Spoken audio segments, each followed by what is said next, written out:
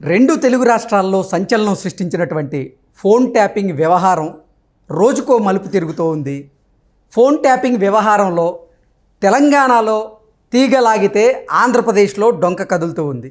Phone tapping వ్యవహారంలో ప్రణీత్ రావు రూపంలో ఇటు తెలంగాణ మాజీ ముఖ్యమంత్రి కేసీఆర్, అలాగే ఆంధ్రప్రదేశ్ ముఖ్యమంత్రి జగన్మోహన్ రెడ్డి జైలుకు వెళ్ళక తప్పదా అంటే అవునని సమాధానం ఇస్తున్నారు కొంతమంది రాజకీయ విశ్లేషకులు.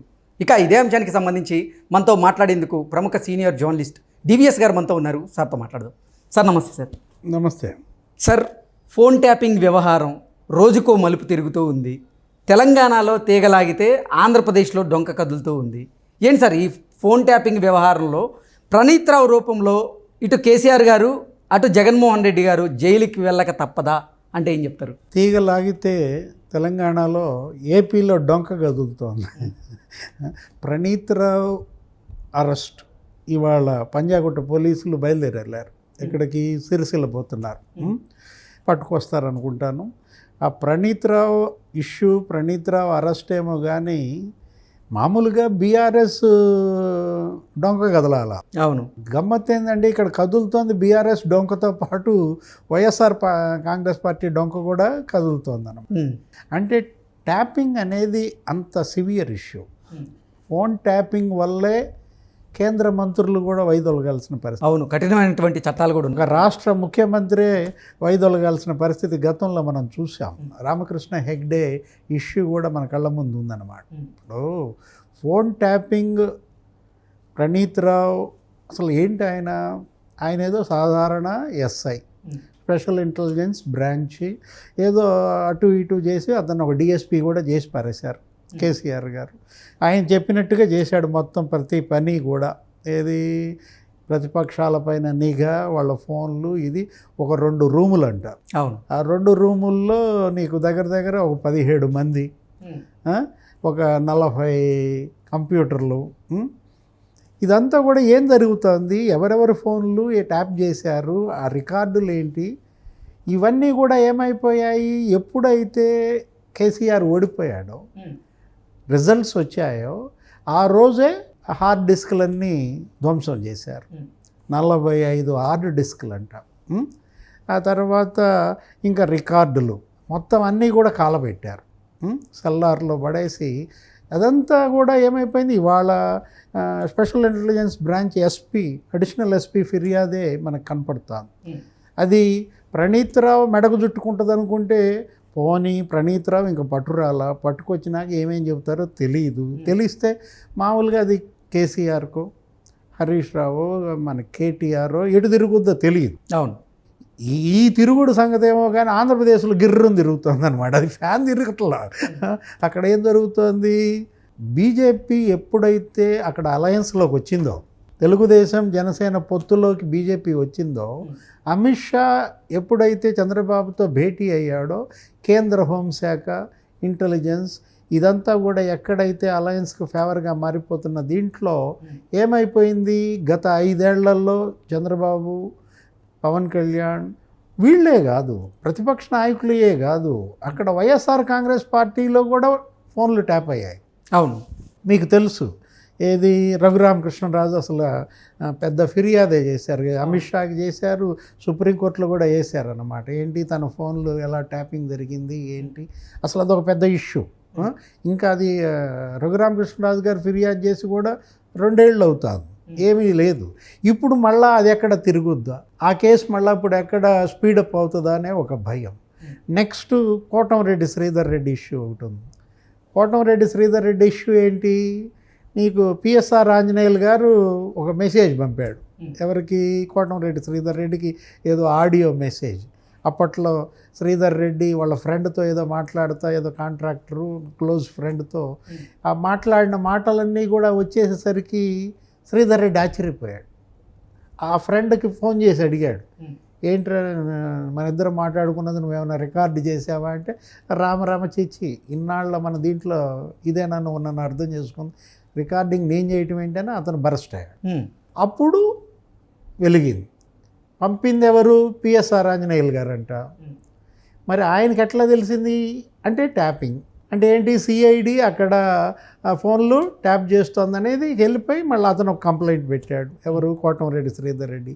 ఇప్పుడు రఘురామకృష్ణరాజు కంప్లైంటు, శ్రీధర్ రెడ్డి కంప్లైంటు, ఇవన్నీ గనక కదిలినట్లయితే కేంద్ర హోంశాఖ వీటి మీద కూడా దృష్టి సారిస్తే ట్యాపింగ్ తెలంగాణకే పరిమితం అవటల్లా, ప్రణీత్ రావుతో ఆగటల్లా, కేసీఆర్తో ఆగటల్లా, అది కాస్త ఏమైపోయింది ఇప్పుడు జగన్మోహన్ రెడ్డికి చుట్టుకుంటాం. అంటే ఇప్పుడు గనక ఆంధ్రప్రదేశ్లో గనక నీకు డొంక కదిలిందనుకో, ఏం జరుగుద్ది?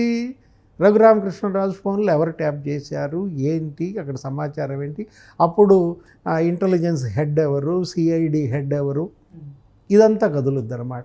అంటే పిఎస్ఆర్ ఆంజనేయులు ఎవరు చెబితే ట్యాపింగ్ జరిగింది ఏంటి, అప్పటి ముఖ్యమంత్రి ఆదేశాలు ఎలా ఉన్నాయి. నెక్స్ట్ కోటంరెడ్డి శ్రీధర్ రెడ్డి ఇష్యూ, ఆ కంప్లైంట్ కదిలింది అనుకోండి, అది కాస్త అప్పుడు ఏమవుతుంది, మళ్ళీ ఇదే ఎపిసోడు, ఏది సిఐడి ఇంటెలిజెన్సు, మరి అప్పుడు ఉన్నది ఎవరు, పిఎస్ఆర్ ఆంజనేయులు, తర్వాత సునీల్ కుమార్ కూడా వివాదాస్పదమైన అధికారిగా మనం ముద్ర పడింది, మనం చూసాం గత హయాంలో. ఈ 5 ఏళ్లలో జగన్మోహన్ రెడ్డి హయాంలో సిఐడి డిపార్ట్మెంట్ ఏం జరిగిందో మనకు తెలుసు. అవును, ఎప్పుడు గతంలో ఆంధ్రప్రదేశ్ సిఐడి ఏర్పడి ఇప్పటికీ అది కూడా మరి 70 ఏళ్ళు 65 ఏళ్ళు, ఉమ్మడి తమిళనాడు నుంచి బయటకు వచ్చిన దగ్గర నుంచి కూడా ఆంధ్రప్రదేశ్ ఏర్పడింది, అప్పుడు ఆంధ్ర రాష్ట్రం ఇది.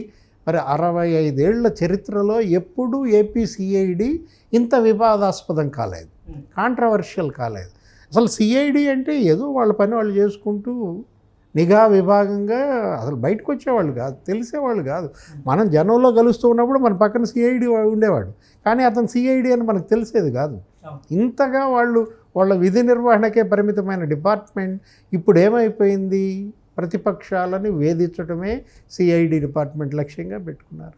ఒక టైంలో అదే కదా చెడ్డ పేరు, ఏంటి అసలు ఇండియన్ పీనల్ కోడ్ కాస్త జగన్ పీనల్ కోడ్ అయిపోయిందన్నారు, ఐపీసీని జేపీసీగా మార్చేయమన్నారు. ఇప్పుడు జగన్ ఇంటెలిజెన్స్ డిపార్ట్మెంట్ అయింది ఇది అని కదా వచ్చేసింది. ఇప్పుడు సంజయ్ కావచ్చు, పిఎస్ఆర్ ఆంజనేయులు కావచ్చు, సునీల్ కుమార్ కావచ్చు, వీళ్ళందరూ కూడా ఆయన చెప్పు చేతల్లో ఏ విధంగా మరి ప్రతిపక్షాలని వేధించారో చూసాం. అంటే అధికారులు ఇవాళ ఒకటి గ్రహించాలి, ఏది రూలర్స్ ఎలాంటి వాళ్ళైనా, ముఖ్యమంత్రి ఎలాంటి వాళ్ళైనా ఎక్కువ స్వామి భక్తి కనుక చూపిస్తే ఫలితాలు మన కళ్ళ ముందు ప్రణీత్ రావు రూపంలో కనపడుతున్నాయి. ఇవాళ ప్రణీత్ రావుని కేసీఆర్ కాపాడగలడా? ప్రణీత్ రావుని హరీష్ రావు, కేటీఆర్ వీళ్ళు కాపాడగలరా? అంటే ఏంటి, వాళ్ళు ఉండేది 5 ఏళ్లే, మహా ఉంటే 10 ఏళ్ళు. అవును, ఈ 5 ఏళ్ల పరిపాలన వాళ్ళకి మనం స్వామి భక్తి కోసం మనం 30-40 ఏళ్ల సర్వీస్, మన కుటుంబం ఇప్పుడు రోడ్డున పడే పరిస్థితి. ఎలా ఐఏఎస్లు, ఐపీఎస్లు ఐఆర్ఎస్లుగా మారారు అనేది కనుక తీసుకుంటే మనకి జగన్మోహన్ రెడ్డి 5 ఏళ్ల పరిపాలన, కేసీఆర్ 10 ఏళ్ల పరిపాలన మన కళ్ళ ముందు కనపడుతుంది. వీళ్ళు ఆల్ ఇండియా సర్వీస్ కదా, వీళ్ళు లోకల్ సర్వీస్ కాదు. ఏది ఆల్ ఇండియా సర్వీస్, వీళ్ళకు ఒక ఓత్ ఉంది, వీళ్ళకు ఒక మాన్యువల్ ఉంది, గైడ్ లైన్స్ ఉన్నాయి, వీళ్ళకి ఆ ముస్సోరీలో శిక్షణ ఇస్తారు. ఐఏఎస్ కావడమే ఒక గొప్పగా భావించేవాళ్ళం.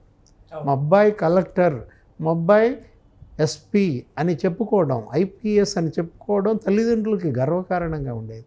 అలాంటి పరిస్థితుల్లో ఐఏఎస్లు, ఐపీఎస్లు ఇవాళ ఇంత చెడ్డ పేరు తెచ్చుకోవటం, ఏది ఐఆర్ఎస్లుగా మారడం, అది దౌర్భాగ్యం అన్నమాట. ఇవాళ ఇతను ప్రణీత్ రావు వేరు, ఏది అతను కకుర్తి పడ్డాడనో అతనేదో చేశాడంటే అది మామూలు 3rd గ్రేడ్ 4th గ్రేడ్. దీంట్లో ఎస్ఐ కావాల్సినాడు డిఎస్పీ అయిపోయాడు. అసలు అతని బ్యాచ్లో ఎవడో డిఎస్పీ కాలేదు. సరే వయసు వరుస వాళ్ళకి ఏదో చేశాడు ఫేవరు, వాళ్ళకి ఫేవర్ చేసినందుకు ఇతనికి ప్రమోషన్లు ఇచ్చారు. ఇప్పుడు ఆ ప్రమోషన్ కాస్త డిమోషన్ అయిపోయి అసలు ఉద్యోగమే పోయే పరిస్థితికి తెచ్చుకున్నాడు. అవకాశం కూడా ఉంది కదా సార్. స్వయం కృతాపరాధం. కేసీఆర్కే ఉంది, కేసీఆర్ వెళ్తే జైలుకి వెళ్తాడు. కేసీఆర్ ఇప్పుడు ఇది శిక్షలు పడి ఇదంతా తేలేసరికి చాలా ఏళ్ళు పట్టుద్ది. జగన్మోహన్ రెడ్డి జైలుకి వెళ్ళాడు, జైలుకి వెళ్ళినంత మాత్రాన్ని ముఖ్యమంత్రిగా గెలిపీకుండా ఉన్నారా? మళ్ళా కేసీఆర్ ముఖ్యమంత్రి అవుతాడు. ఓకే, ఇది కాదు కదా. వాళ్ళని నమ్ముకొని ఉద్యోగులు, అధికారులు, ఈ బ్యూరోక్రసీ బలి కాకూడదు. ఏది ఇవాళ బ్యూరోక్రసీని బలి తీసుకుంటున్నటువంటి బలి చక్రవర్తులు మనం చూస్తున్నాం. జగన్మోహన్ రెడ్డి రూపంలో, కేసీఆర్ రూపంలో ఎలా అవినీతి కుంభకోణాలు పేటరేగిపోయాయి. ఒక్కొక్కడు 100 కోట్లు, ఎవరిని కదిలిచ్చినా కానీ 100 ఎకరాలు. మనం చూసాం కేసీఆర్ పరిపాలనలో తెలంగాణలో. ఒక ఐఏఎస్ ఆయన అది పెద్ద పోస్ట్ చేసిన ఆయన పెళ్ళాం పేరు మీద 25 ఎకరాలు కొనేసాడు. అదేమంటే మాకు ఇక్కడ ఏదో ప్లాట్ ఉంది, మా ఆవిడ నేను ఇద్దరు ఎంప్లాయీస్ని, మా ఉద్యోగాలు, ఈ ప్లాట్ అమ్ముకుని కొన్నానంటే జనం నమ్ముతారా? ఇంకొకడెవడో ఉన్నాడు, ఇంకో ఐఏఎస్, అతను పెద్ద సీనియరు, అతను ఏకంగా 53 ఎకరాలు కొని పారేశాడు. హైదరాబాద్ చుట్టూతో వీళ్ళంతా. వాడెవడో ఒకడున్నాడు జీహెచ్ఎంసీలో రెరా వాడు, వాడిని పట్టుకుంటే వాడి దగ్గర 60 వాచీలు దొరికినాయి. బాలకృష్ణ 112 ఎకరాలు అంట వాడికి. వాడికి అసలు విజయనగరంలో, విశాఖపట్నంలో కూడా భూములు 1000 కోట్లు అంట. కృష్ణ ఎక్కడి నుంచి ఏంటి? వీళ్ళ యొక్క ఉద్యోగంలో చేరినప్పుడు వీళ్ళ ఆస్తులు ఎంత, ఇప్పుడు వీళ్ళ ఆస్తులు ఎంత? అంటే ఏంటి? దోచేద్దామనా మీరు ఐఏఎస్లు అవుతుంది, దోచేద్దామనా మీరు ఐపీఎస్లు అవుతుంది? సేవ కోసం వచ్చారా మీరు? దోపిడీ కోసం వచ్చారా? నాయకులు భ్రష్టు పట్టారంటే అర్థం ఉంది, కానీ ఐఏఎస్లు ఐపీఎస్లు భ్రష్టు పడితే సమాజం ఇంకేమవుతుంది? భారతదేశం మేల్కోవాలి, ప్రజలు మేల్కోవాలి, ప్రజాస్వామ్యాన్ని కాపాడుకోవాలి. Okay sir, thank you so much.